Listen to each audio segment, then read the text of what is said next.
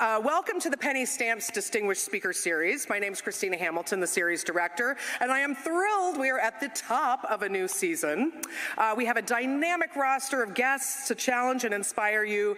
All the details are listed inside the beautiful new brochures that we have available in the lobby, so pick one up on your way out if you didn't get one on the way in, or find us online. If you're not a paper person, you can go to pennystampsevents.org or sign up to get email announcements from the website, or just join us on Instagram or X or your favorite social media at Penny Stamp Speaker Series, and plan to join us here most Thursdays. We will be delving into the theme of nuance. Yes, the finer details, tones, shading, and complexities. It is this rich context of life which connects us. And today we present a plethora of nuance, all American Jewish lesbian folk singer and cardboard cobbler, Phranc. Yeah. I want to thank our partners today. We have our longtime series partner, the Institute for the Humanities, for collaborating on this event. Truly an exceptional partner, in addition to the support from series partners Detroit PBS and Michigan Public. I have to get used to that. That's a new name. Phranc's appearance today happens in tandem with the exhibition The Butch Closet. This is at the Institute for Humanities Gallery, which will open this evening, folks. Yes, this evening, right after festivities here. You should join us directly after. It's a great moment for this deeper dive to fully experience the work and meet the artist. So join us at the gallery at the Institute for Humanities. It is at the corner of Washington and Thayer. There will be a reception and a meet and greet, and questions can be asked. And for even more Phranc fare, on Sunday afternoon at 4:30 p.m. at the State Theater just across the way, there will be a free screening of Lifetime Guarantee, Phranc's Adventure in Plastic. Phranc will be there. She'll be joined by the filmmaker Lisa Udelson, who is a U of M alumni as well. And there will be also a Q&A following that film. Or next Tuesday, you can join Phranc for bow tie making, a bow tie making workshop at the Institute at 5 p.m. So all of this deeper engagement around Phranc's visit brings us a great opportunity as a community, and so much preparation goes into it. But first, of course, comes the vision. And I want to thank and commend a collaborator and dear friend, the singular and savvy curator at the Institute for the Humanities Gallery, Amanda Krugliak, for all of that. Amanda. Phranc is also here as part of Gender Euphoria. Yeah. Gender Euphoria is a semester-long explosion of queer artists and art making, including performances, exhibitions, conversations, and provocations, exploring how to make art and find queer joy in a state of emergency. I think, yes, you will see. There's a QR code. There's lots of stuff. And of course, Nayland Blake will also be appearing here on this stage as a culminating event in November. So now, do remember to silence those cell phones. There will not be a Q&A here today because you're going to join us directly following at the Institute for the Humanities, corner of Thayer Street and Washington. And now, to introduce our guest, please welcome the progenitor, the purveyor of gender euphoria, and infamous performance maven, Professor Holly Hughes.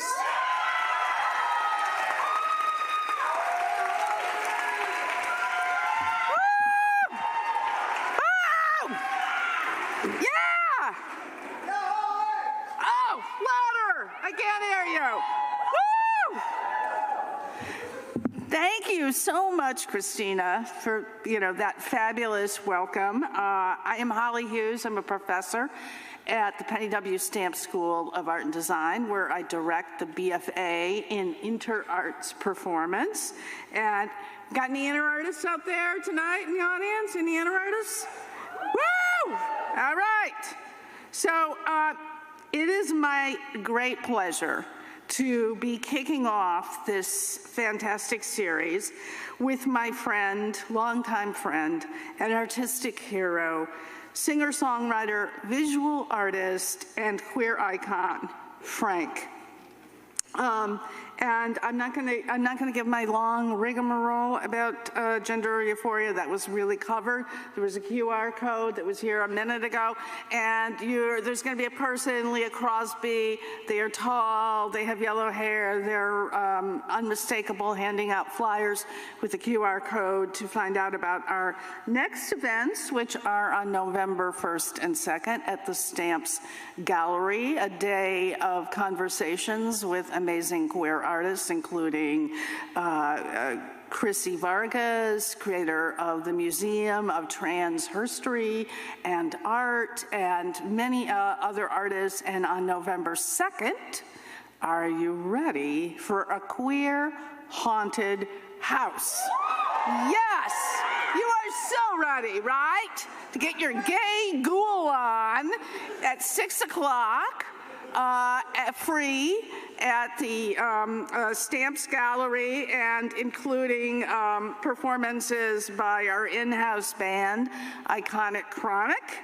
It's going to be fabulous, and you'll find out more about it when you get the QR code. So Phranc is perhaps best known for her decades of music making, mostly in the folk rock tradition.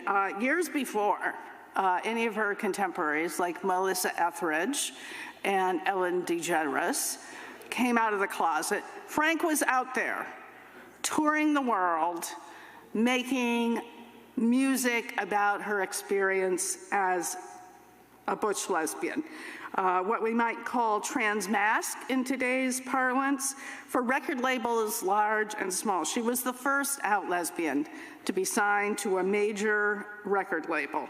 And she toured internationally with bands like the Pogues, the Smiths, and Morrissey before he, went sideways. I thought about not including that, but it was a different Morrissey. Her complete catalog has just been made available, and she wants to point out that while she's available, you can stream her on any of the streaming platforms. If you actually want her to get paid for the work she's made, you'll listen to her on Bandcamp. She's also been working for years as a visual artist, and the show, which opens tonight, 2001 South Thayer Street, curated by the amazing Amanda Krugliak, is a kind of retrospective of the work she's made under her artist name, the Cardboard Cobbler. And I first saw the incarnation of this kind of retrospective in LA, where it got an amazing, rapturous review in the LA Times. Working in paper and cardboard, Phranc remakes objects associated with her childhood in the 1960s and or with the queer community. The childhood objects, usually clothing or toys, fall into a couple of categories. The things she wanted but couldn't have, like button-down plaid shirts that her brother got to wear, or her brother's Little League uniform, versus the things that she was forced to wear as somebody who was assigned female at birth, like ultra-frilly dresses with wide skirts, kilts, things like that. And occasionally, the objects that don't reinforce the gender binary, mostly toys, costumes like an adorable tiny toddler's lamb chop costume. My favorite, which sadly is not in the show, someone bought it because it's fabulous, a baby quilt that she remade in paper with sort of non-binary woodland creatures frolicking around. She recreates all of these objects in painstaking detail in paper. First, painting the fabric pattern on brown craft paper, and then sewing the garments on a Singer sewing machine. And of course, it's a nod to her ancestry of Warhol and Claes Oldenburg, but make it queer, make it feminist. And Phranc like most queer people then and now, had to confront at the earliest stages the collision between who she understood herself to be in her sense of herself and her body, and the collision with the expectations of who she was supposed to be, enforced at a very early age by family of origin. And when that collision just got too loud and too inescapable at 16 years old, when she claimed fully her female masculinity, she was thrown out of her home. I wish I could say this is something that only happened in the, Wayback Machine. It isn't something that's happening now, but in fact, a huge percentage of the homeless teens are LGBTQ+. LGBTQ+ youth are at higher risk for self-harm and violence.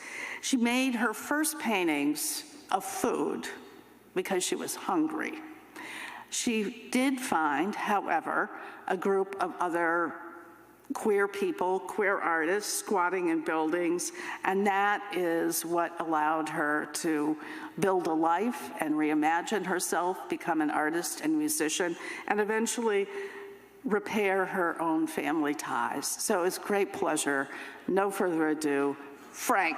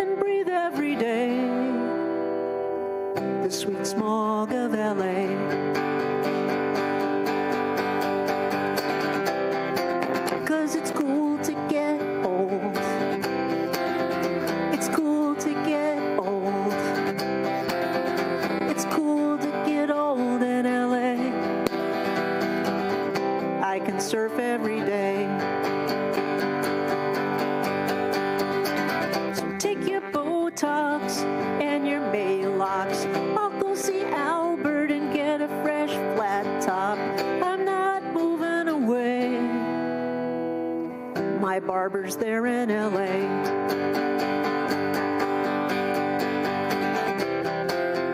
It's cool to get old. It's cool to get old.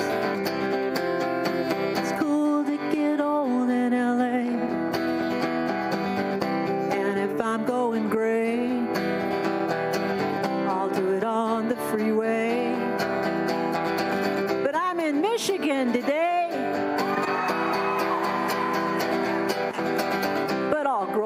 LA.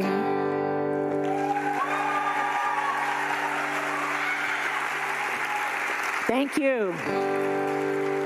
It's so great to be here. I'm Phranc with a PH and a hard C, your basic average all-American Jewish lesbian folk singer. And it's a thrill to be here with all of you to talk a little bit about making stuff and doing stuff. And trying to describe the magic of making. And what a great survival tool art is. And when I'm making something with my hands and I'm sewing, I'm not thinking. And it takes me to a special place. It takes me to a place where there is no self-doubt. There's no depression. I'm just kind of in this wonderland where I'm not thinking and I'm creating. And that's kind of magic. And so to be able to create these fantasies, things from my head, and turn them into objects that are special to me, those fantasies are the same fantasies I had as a kid. You know, and fantasies as a child can keep us alive. You know, we can take ourselves to places. And one of the places where I found the most magic was in a cardboard box. And that's really how I came to be here today, a cardboard box. So I'm going to talk a little bit about the box. I'm going to talk a little bit about the Butch Closet, which is my memoir. And Phranc talk. So I'm Phranc, and I'm talking about the Butch Closet. So the Butch Closet, what is it? It's not a place to hide. It's kind of the opposite. It's a place to get ready. It's a place that's special. It's a place to keep, totems and things that are precious. It's a place to get ready, and it's a place to grow. So I'm going to share a little bit about the Butch Closet, why I made it, why I'm making a memoir in paper instead of writing a book. And I'll share with you a few pictures, and then we'll get to go, and hopefully you'll come to the exhibit and actually get to see the Butch Closet and open the door and come on in. Okay. So, I'm old, but I'm really young here. I'm about 3 years old, and I look like I'm happy. But, underneath there's that seed. I know I didn't choose that outfit for that picture. But in the next picture, we'll see I'm very determined. This is kind of my Prince Valiant bathing suit. I look like I know where I'm going, right?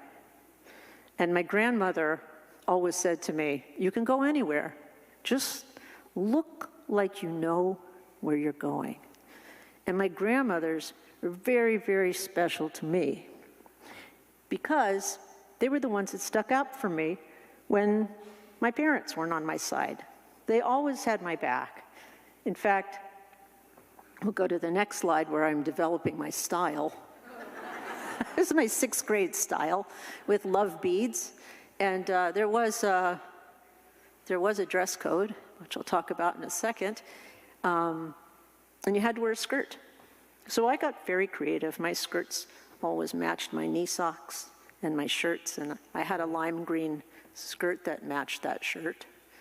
But my grandmothers were great because they let me be who I was. And if we go to the next slide, where I've really developed my style. This was in high school.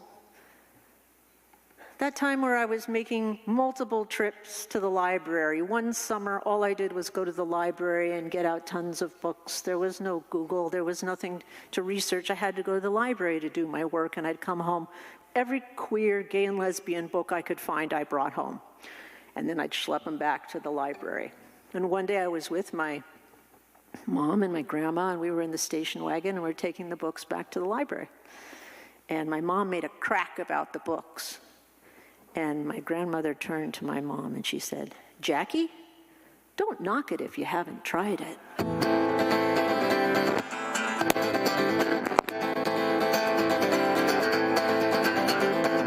Don't tell me what to do, don't tell me what to say, don't tell me what to wear. How to cut my hair, don't lay your dress code on me. Don't tell me what to do, don't tell me what to say, don't tell me what to wear. How to cut my hair, don't lay your dress code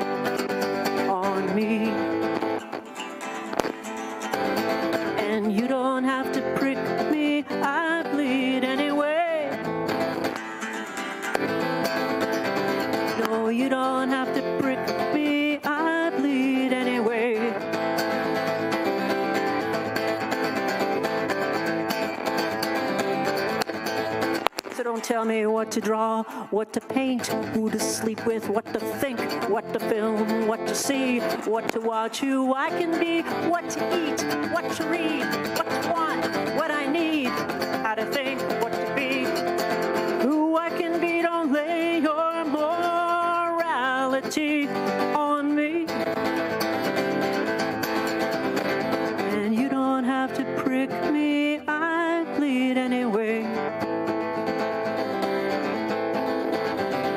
Oh, you don't have to prick me, I bleed anyway. So don't tell me what to do, don't tell me what to say, don't tell me what to wear, or how to cut my hair. Don't lay your dress code on me.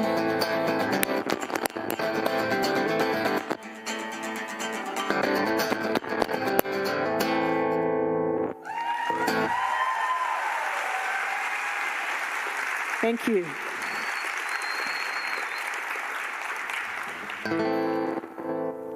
Do we want to change the guitar thing, Scott? Okay, hang on. Technical difficulties. We're going to fix it.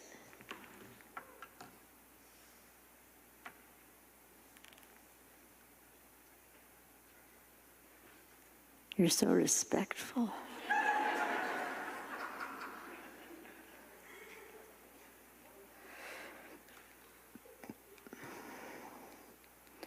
Uh-oh. Oh, there we go. Hang on. All right.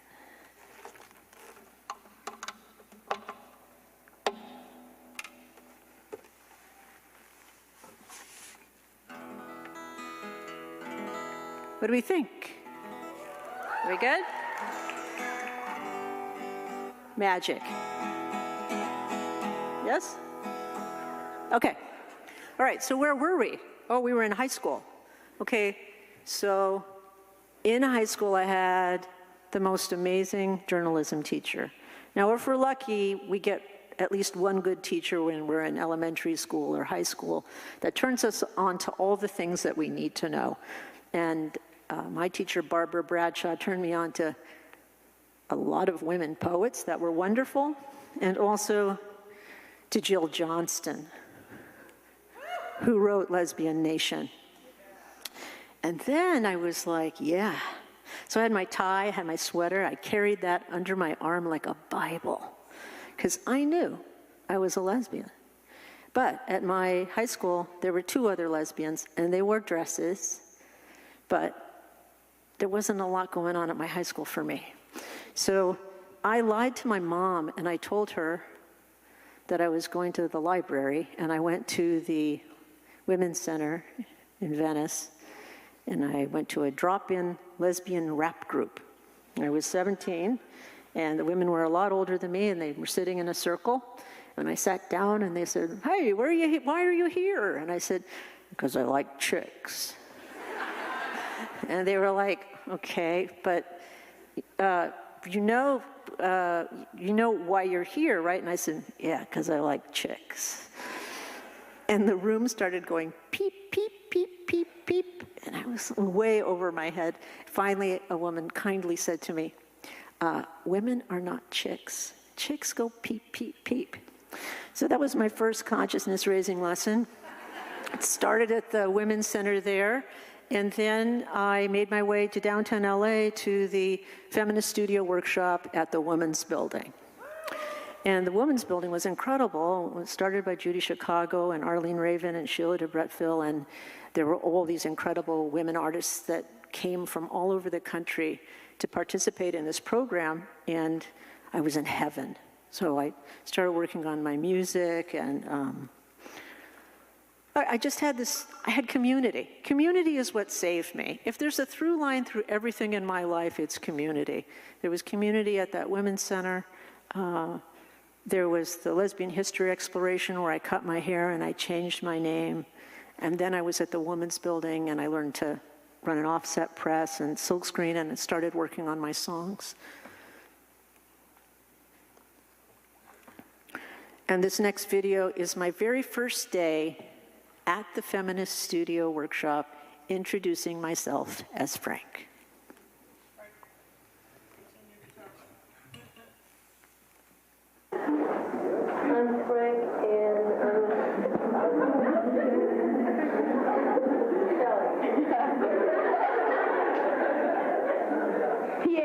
Yancy, and I'm a musician and an artist.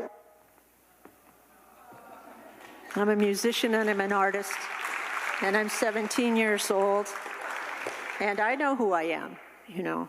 So everything in my life comes from this feminist foundation. You know, when I came out, my whole life changed. It saved my life coming out. Let's go to the next. So I was living on Normal Avenue in this picture, and we'll go to another shot at the Women's Building. I'm singing. You can see I was at the Los Angeles League for Lesbianism in the Arts. And what happened was I went to, I finished my 2-year program, the Feminist Studio Workshop, and I needed to find some more lesbians, so I went to San Francisco. And I went to San Francisco, and I didn't find any dykes. I found punk rock. So I came back home to LA, and I didn't know anybody that was into punk rock. And so I would go to these shows, and I'd put on a suit and tie, and I'd stand up against the wall and try to look cool. And one day, this guy came up to me, and he said, "You want to be in a band?" And I said, "Yeah." And he says, "Great, it's called Nervous Gender."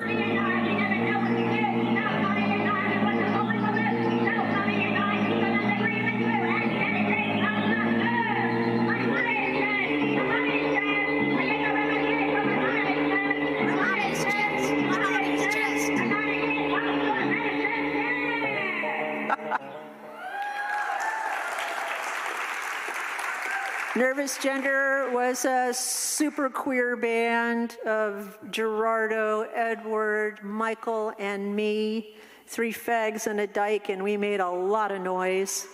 And, you know, here I am playing acoustic guitar. It's all synthesizers in this band. We created a lot of noise. It was really pretty incredible. Let's go to the picture of, there's the band. We were in the bathtub at Gerardo's house. Michael was taking the picture. There's another one of us playing at, I think, Club 88. So I was in a bunch of bands. I was in Nervous Gender. Then there's some flyers from some different shows.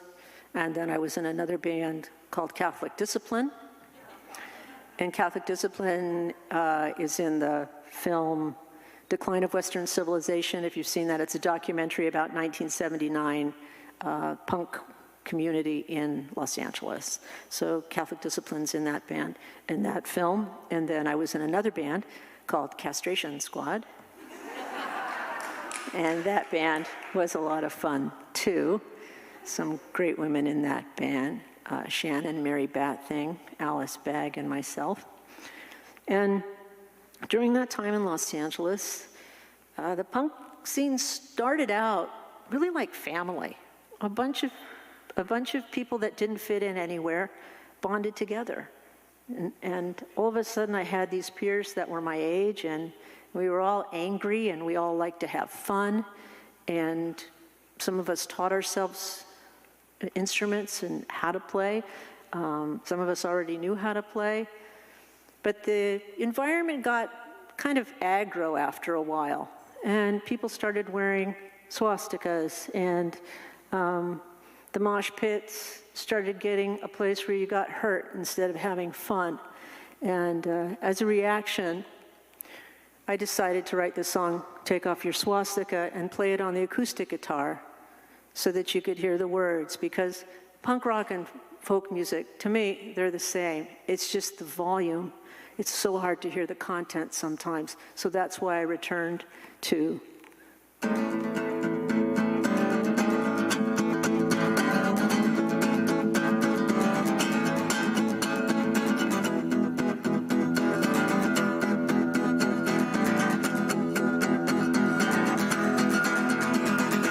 Take off your swastika, you're making me angry. Take off your swastika, it really nauseates me. You say, Frank, it's just a symbol, it's just an emblem, it's just a righteous decoration. Well, it means a little some more to me. 'Cause I'm a Jewish lesbian, you're saying fascism isn't anarchy. Fascism isn't anarchy. Fascism is not anarchy. And if it was you in those ovens, you wouldn't think it was so cool. If it was you in those ovens, you wouldn't think it was so cool. If it was you in those ovens, you wouldn't think it was so goddamn cool.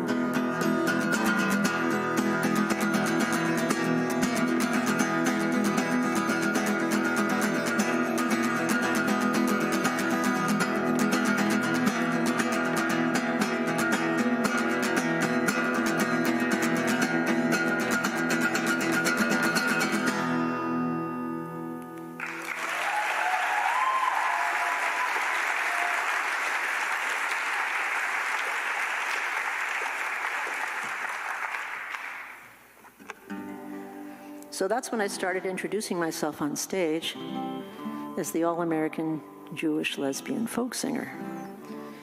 And I say All-American not to be patriotic, but if you are an athlete and know sports, you know how important All-American is. All-American, when you're All-American, you're like in the top 10. So I've always aspired to be in the top 10 Jewish lesbian folk singers.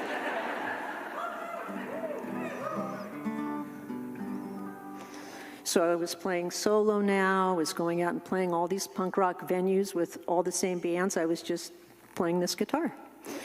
And I wanted to make a record. I didn't know how to make a record, but I had friends that had made records, and Craig Lee from The Bags and Ethan James from Radio Tokyo Studios took me into the studio, and I made this record, Folk Singer, that came out in 1985.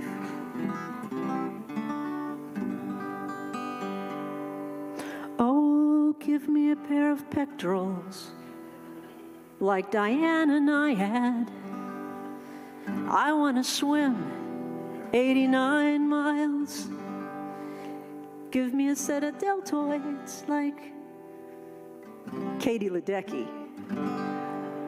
I want to be strong like those Amazons.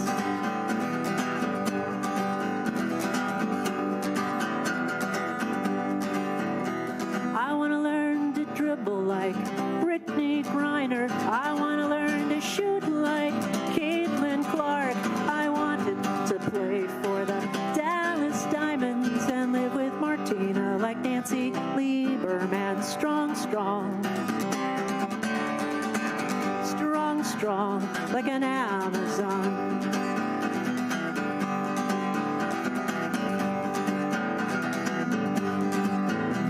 I want to play badminton like Tammy Kennard. I want to smash that birdie like Christy Cook. I want to acquire the perfect drop shot, have total control over that shuttlecock. Strong, strong.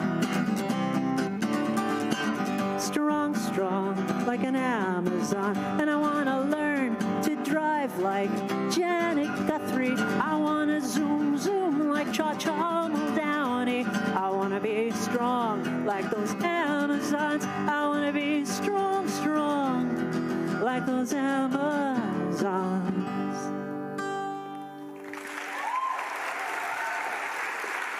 Thanks. And then there are some of the girls from the swim team.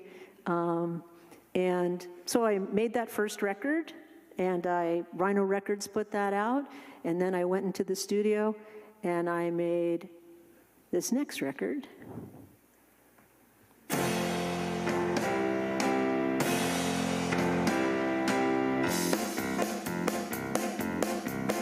I'm a girl, and by me that's only great.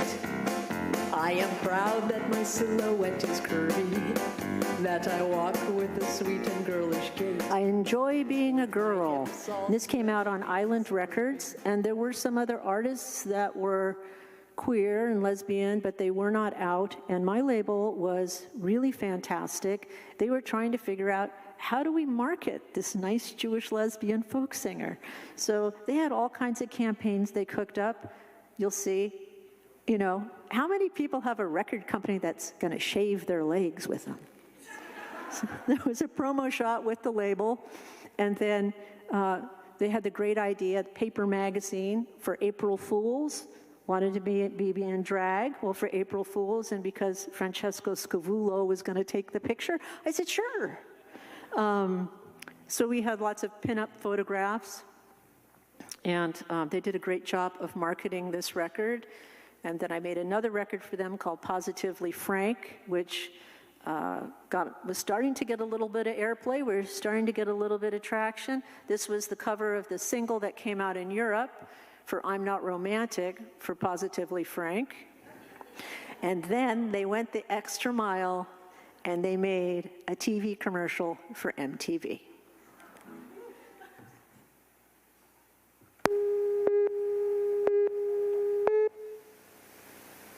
When you went blonde, you looked just like Kim Novak. You looked like her when you were brunette too. And I cried a million tears when I watched Vertigo, 'cause both of her look so much like you. I'm just being frank. Positively Phranc, available now.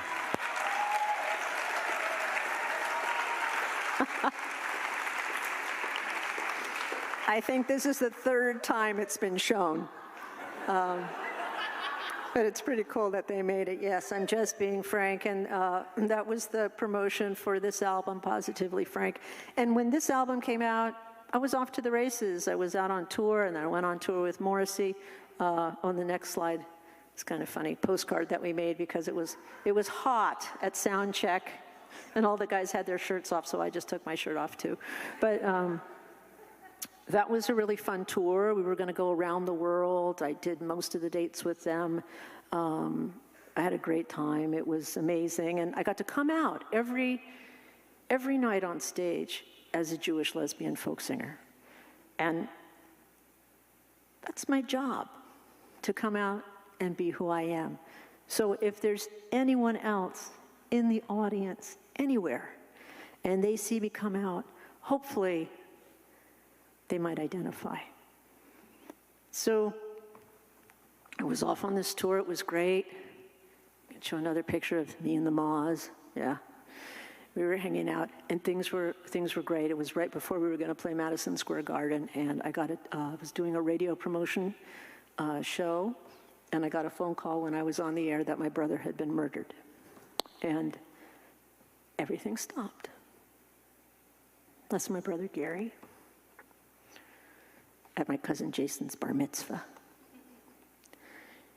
But everything stopped. I came home. I didn't want to be in front of anyone. I didn't want to sing.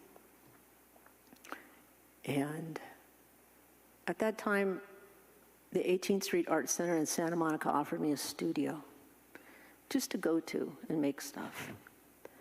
And so I went from having a very public life to a very private life.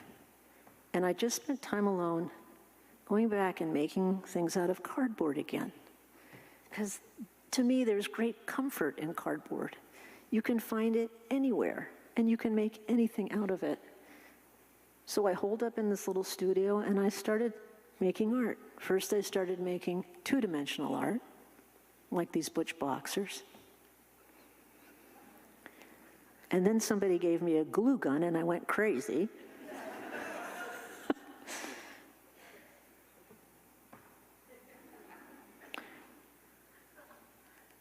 And there I went.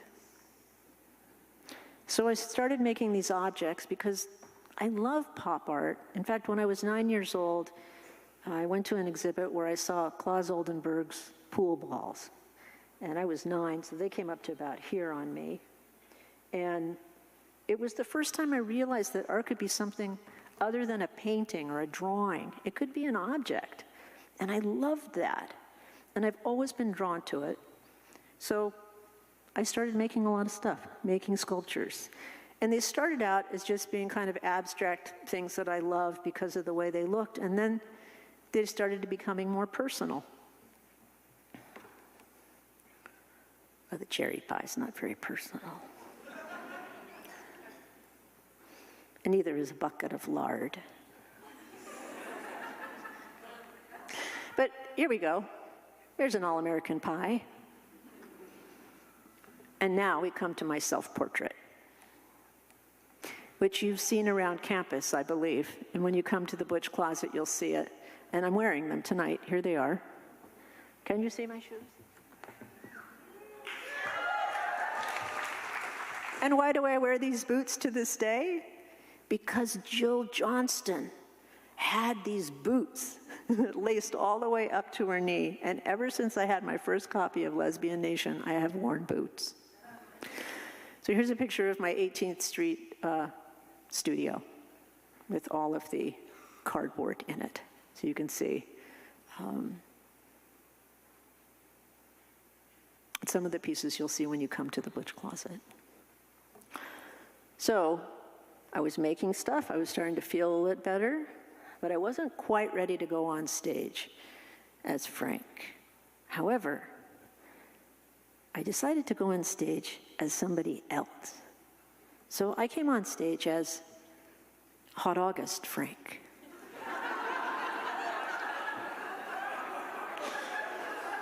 My tribute of sorts to Neil Diamond. And we had a lot of fun. And then I started having a blast on stage, and guess what? Phranc became the opening act for Hot August Phranc. So now I'm back. I'm making art. I'm Hot August Phranc, and I'm Phranc. So, you know, art is an incredible thing. It can be so healing. That grieving process, and a grieving process is so difficult. But art saved me because I could take myself to that other place that I talked about, the place where I didn't have to think. And it really is, I know I've used the word magic a lot, but there is a great salvation in making. So it healed me quite a bit. I know I have to show you this next picture because that captain's wife, she being on board, she seemed in great joy to see her husband had engaged such a handsome cabin boy. And now and then she'd slip a kiss and she would have liked a toy, but the captain found out the secret of that. That's the handsome cabin boy, which is a very old sea shanty, and it just goes to show you that trans folks have been around forever. And that's a picture of me at the G.I. Joe convention, dressed as a G.I. Joe. So, I still have my G.I. Joe collection. I went surfing. I always surfed. When I was making the art, I was surfing. That was part of my healing thing, being in the water. Oh, no, we don't have to go back. And then, you know, Homework was happening, and Riot Girl was happening, and I was getting re-inspired by this music to make more music. So this record, well, first of all, Bulldagger Swagger came out on Kill Rock Stars, and then this record came out, Goofy Foot. And that is not photoshopped. That picture is pre-Photoshop. And yes, the guitar got wet. I put it on my back, I paddled out, flipped it onto my back, and then I popped around and stood up, and Ken Sano took that picture.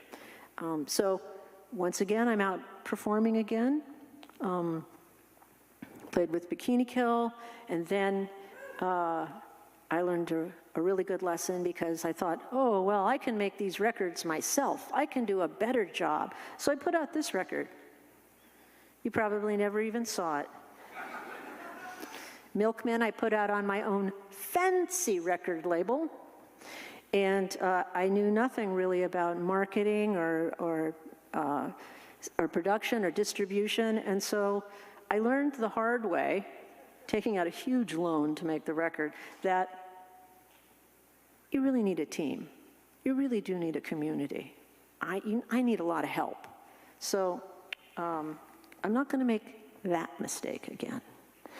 So I'd taken out this big loan, I'd made this record, didn't really fly, needed a job, just had started a family with my partner.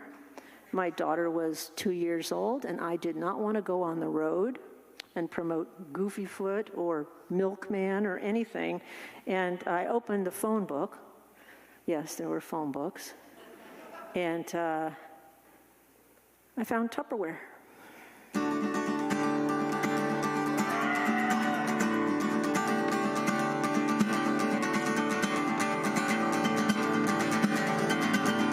Hey, I'm your Tupperware lady, yeah.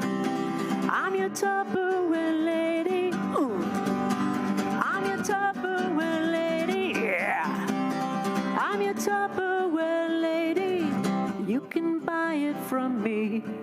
It's got a lifetime guarantee against chipping and breaking, cracking and peeling. So if you're feeling like you're a square, just get yourself some Tupperware from me. Your Tupperware lady, oh yeah. I love Tupperware, baby. And I'm gonna show you how to micro steam out a crystal wave. Rock your rock and surf. Spin your spin and save. Tupperware's always a fave. So, hey, get some Tupperware, baby, from me. Your Tupperware lady, date a party with me. I'll give you a hostess gift free. I'm so glad you're here with me at the Tupperware party.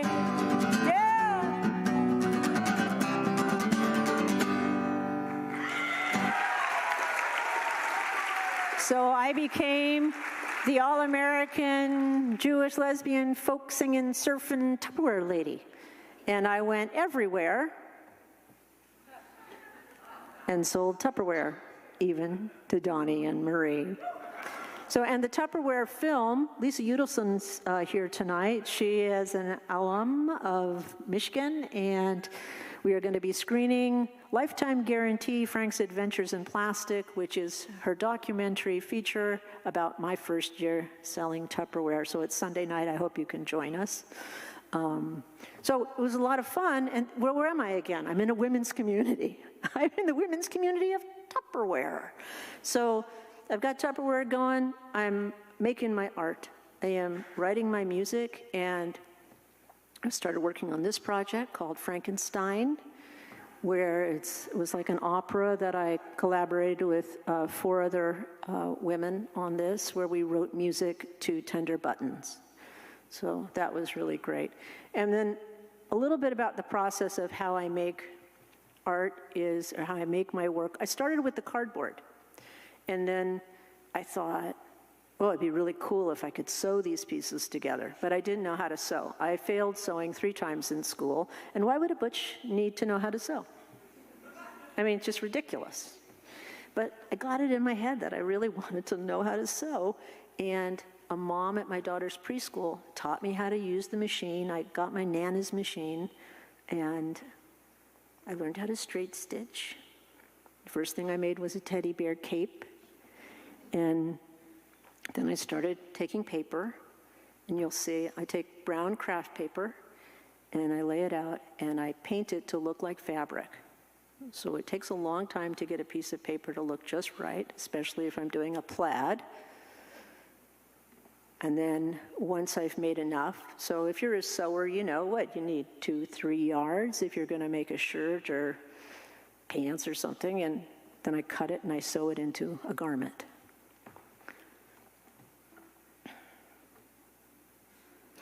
And what's crazy, you sewers know that it's right sides together. So when you sew anything, it's right sides together. What does that mean? You have to inside out it. But it's paper. So it gets really crazy, because if it tears, I can't go back to Joann's and get more. I have to make it. So here's a little clip of me making the blue plaid jacket that you'll see later tonight. And this just goes to show you how I make it and how I inside out it.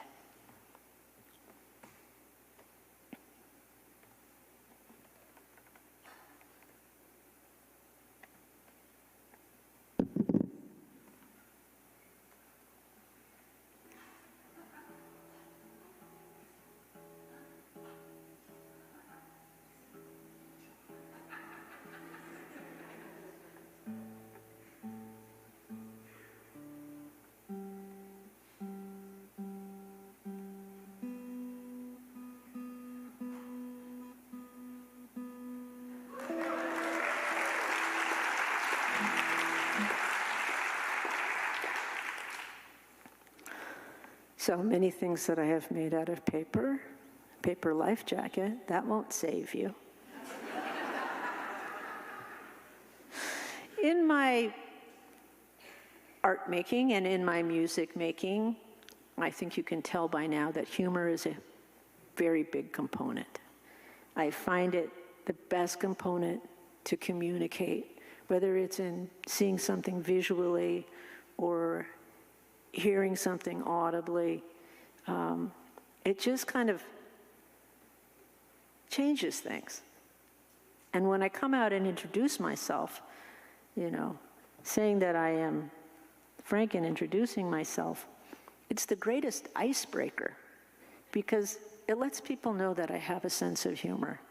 Yes, it's all about identity, but it's also about communication.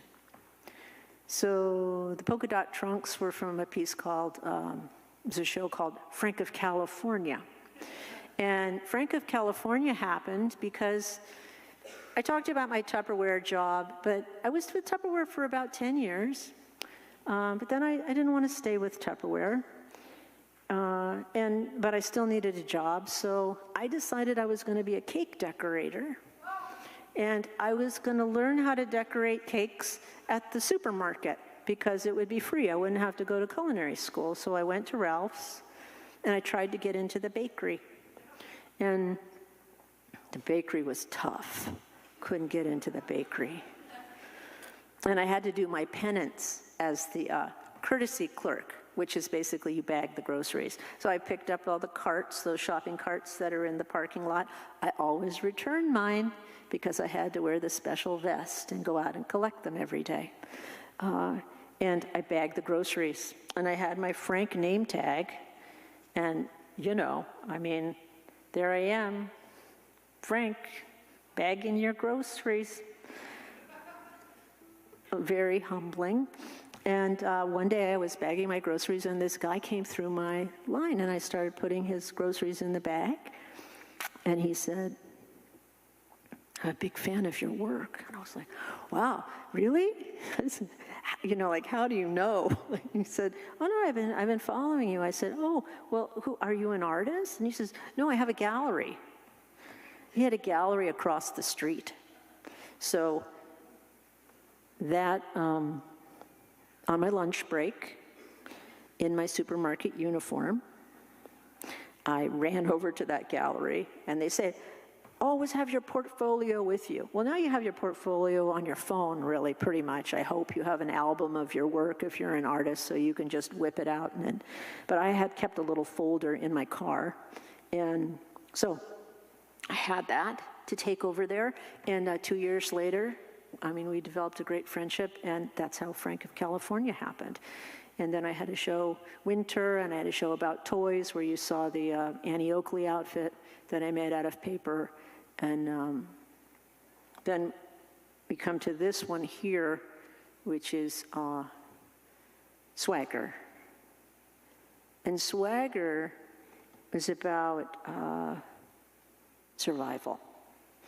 And So you can see the evolution of the work went from being pumpkins and boxer shorts to life jackets, and there were nautical flags, and the flags spelled Junior Dyke, come out, closet case. And then there were a row of life jackets. And then what was really special about Swagger was we had a Butch parade. I mean, when do Butches ever get honored? Like, never. So our opening, I made custom-made cloth life jackets that I buckled some Butches into. We had our Butch flags, and we marched around and we blasted "There Ain't Nothing Like a Dame," and marched into the gallery. And in the gallery, in the center of the gallery, was this red dress.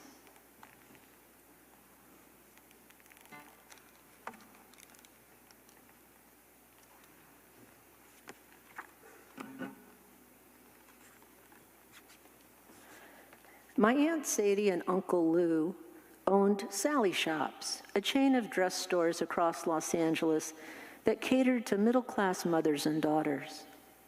They lived in a penthouse apartment in the Wilshire Towers, and when my mom took me to visit them once a month, we'd walk through the grand lobby and into the silvery elevator that opened directly onto their lush apartment. The decor featured gold-veined mirrors and flocked fleur-de-lis wallpaper. A fountain in the shape of a little boy peeing tinkled on the balcony that overlooked Los Angeles. After kissing Sadie's whiskery chin and accepting a snack of stale arugula, my task was to model their store's latest line of girls' wear. An array of dresses were carefully laid out on the quilted gold bedspread in their bedroom. There were dresses with lacy collars, garish shifts, and puffy party dresses, each one uglier to me than the rest. After dutifully donning each of these garments, I would self-consciously emerge in a scratchy new dress and stiffly await their assessment. Aunt Sadie's eyes, magnified by the thick lenses of her cat-eye glasses, would blink in appreciation. My mother would say, "Sweetheart, turn around." Their mutual adoration made me cringe. In a dress, I felt instantly vulnerable, an open bottom falling out feeling. Nothing to guard you from anything that might wander up and inside you. The cold steel of park monkey bars, the airy air. There's no there, between your legs. If you wear a dress, you are just bait hanging in a world of sharks. Red dress is a compilation of all the dresses I was forced to wear. The bright red color is designed to attract attention. The white Peter Pan collar exposes a naked neck. A tiny belt cinches the waist. I hate writing about a dress almost as much as I hate wearing one. Dresses are for those who wish to wear them and should never be worn by those who don't.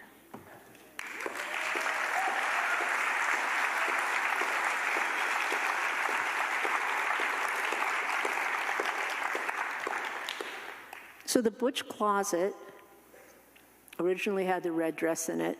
The Butch Closet here does not have this baby quilt, but the items in the Butch Closet that I created are facsimiles of, that's my actual baby quilt.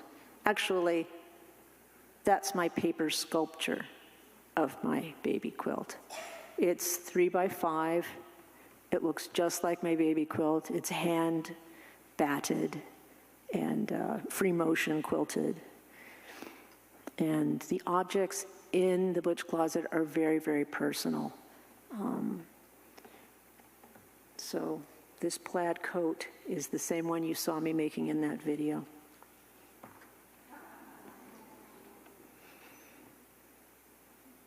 It wasn't a boy's jacket or a girl's jacket. It was the supreme coat. My mother may have set my hair in a permanent wave in an effort to feminize my already too tomboy self, but she could not get me to take off my blue plaid coat. The quilted plaid felt so good hugging my small body. Little flat, round brass buttons with circular grooves lined up twice to make this coat look double-breasted. But the extra row of buttons was there to make it last and grow with me. Thin threads of shiny gold were woven into the thick navy blue and white plaid cotton. It was lined with pale gray quilting. I wore it to nursery school, to the park, in the backyard, on family excursions. Like protective armor, my coat saw me through all kinds of trouble. The trouble of trying to make a kite stay in the air. The trouble of dropping a peanut butter and jelly sandwich on the backseat of the station wagon. The trouble with the teenage neighborhood boy who coerced me into playing doctor in his makeshift tent. I wore it in trouble-free times, too. This coat saw it all. I think every kid has one. A magic coat that makes them believe, if I wear this, you can't hurt me.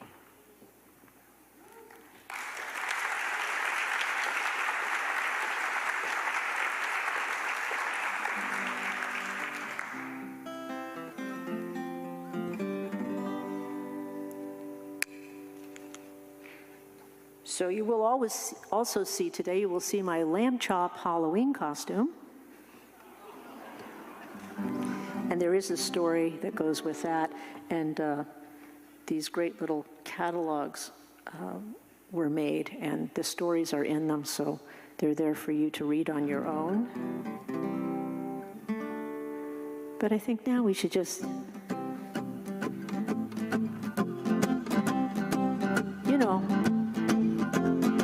swagger a bit. What do you say?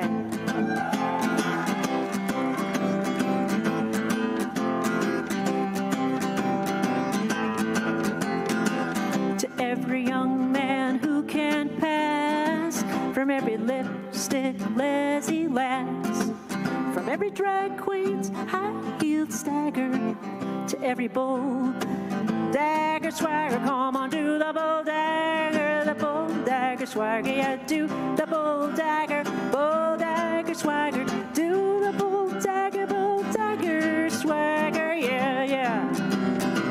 It's a true story. I went to charm school. I got a degree in full-fledged femininity. Now I'm not trying to be a man. I'm just a being who I am, and that's a very, very, very butch lesbian. And do the bull dagger swagger, yeah, do the bull dagger swagger, do the bull dagger swagger, yeah. Can we bring the house lights up a little bit? Just in case we want to have some swaggering in the aisles. Don't be shy. I know you're out there. Let's light up those aisles. Come on. Do the bull dagger swagger, yeah, do the bull dagger swagger, do the bull dagger swagger, yeah. Okay, what's happening with the left side of the house? Come on. Let's go. Do the bull dagger swagger, yeah, do the bull dagger swagger, do the bull dagger swagger, yeah. This is what you call gender euphoria.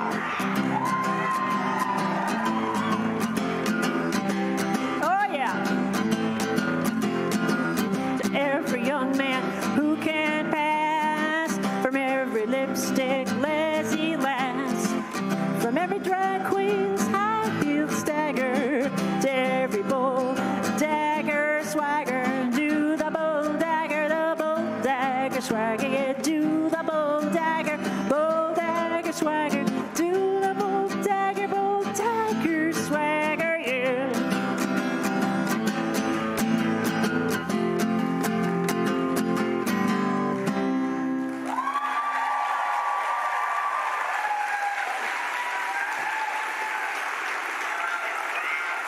Thank you, thank you, thank you. Thanks all of you for coming out tonight, and I want to thank, whoops, where's my glasses? Here they are. I want to thank Holly Hughes. I want to thank Amanda Krugliak for bringing me out here to visit you in Michigan. This is just so awesome. I'm looking so forward to meeting all of you. Ed Diven, Christina Hamilton, Brittany Barnes, Stephanie Harrell, Anika Smits, Shonda Bunton, Asma Baban, Matt Plave, Jeff Evans, Craig Kroll Gallery, Alina Edwards, Frank Gargani, Frederick Nielsen, Craig Roos, Bernard Cooper, Ed Rouchet, Mary Dean, and Lisa Freeman. And tonight, in the house, Scott on sound, Greg on lights, Erica on video, Bill the organist who played Bulldagger Swagger on the organ, Tammy and Intervision webcasting, and everyone that made this really happen tonight. I am so happy. We're gonna toddle on over to the gallery now. The red light went out. You know, time's up. We gotta go. So I'll just play Life Lover as you get up and make your way to the gallery. Recently, friends have been departing permanently, but not me. I plan to stick around, you see, 'cause I'm a life lover, that's me. Come on, life lovers, up out of your seats. We've got to close the theater now. I will sing you out. Recently, friends have been departing permanently, but not me. I plan to stick around, you see, 'cause I'm a life lover, that's me. Yet I'm lucky, you know why? My parts that work, my eyes, my nose, my brain, my fingers, my legs, my toes, and that makes me love life. Oh yes it does. I'm not gonna go away, I'm here to stay, because recently friends have been disappearing mysteriously, but not me. I plan to stick around, you see, 'cause I'm a life lover, that's me. All right, life lovers, I'll see you at the Butch Closet.